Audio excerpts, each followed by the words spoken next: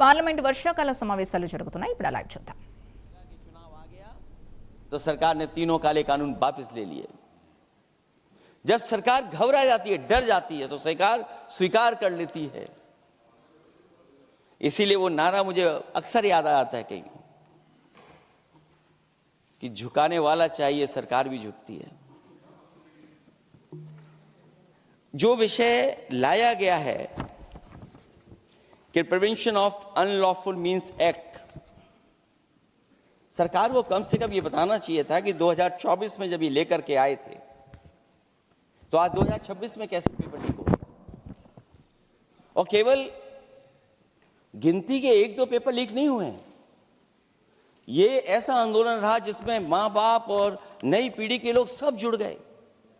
अगर हम ये माने कि 20 लाख बच्चों ने परीक्षा लिखी थी और उनके घर परिवार के सदस्यों को हम इसमें जोड़ दें, दादा दादी, माँ बाप और परिवार का कोई सदस्य, तो 5 लोग प्रभावित थे। और 5 गुना 20, 1 करोड़ लोग नाराज हुए सरकार से।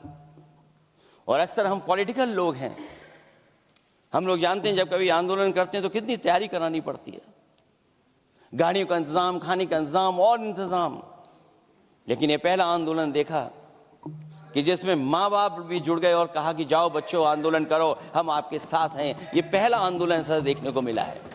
और केवल दिल्ली में नहीं हुआ ये, केवल दिल्ली में नहीं हुआ ये। अगर ये बात गलत है, अगर ये बात अध्यक्ष महोदय गलत लग रही है, तो देश के होम मिनिस्टर साहब को ले आइए, वो सब एक्सप्लेन कर देंगे।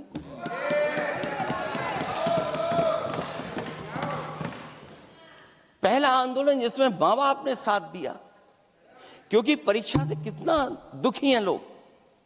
ये जो परीक्षाएं लीक हुई हैं, कई महीनों पहले ये किताब बना दी थी।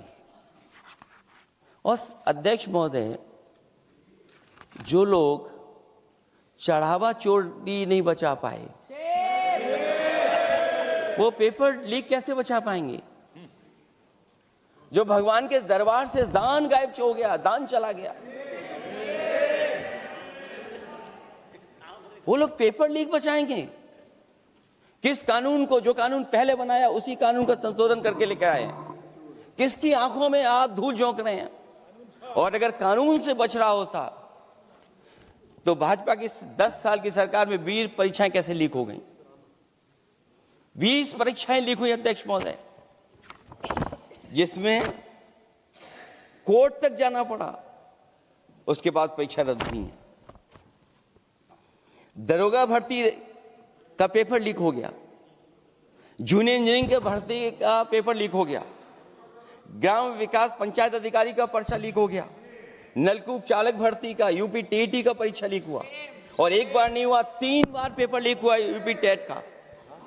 हाई स्कूल बोर्ड का परीक्षा लीक कर दिया, इंटरमीडिएट की बोर्ड की परीक्षा लीक हुई, इंटरमीडिएट का फिर परीक्षा का लीक हुआ, कई बार हुई। सिपाही भर्ती लीक हुई। आप सोचिए कितनी परीक्षाएं लीक हुई हैं। और नीट परीक्षा कोई पहली बार लीक नहीं हुई, दोबारा लीक हो गई, कानून बनने के बाद लीक हुई। सहायक प्रोफेसर भर्ती लीक है।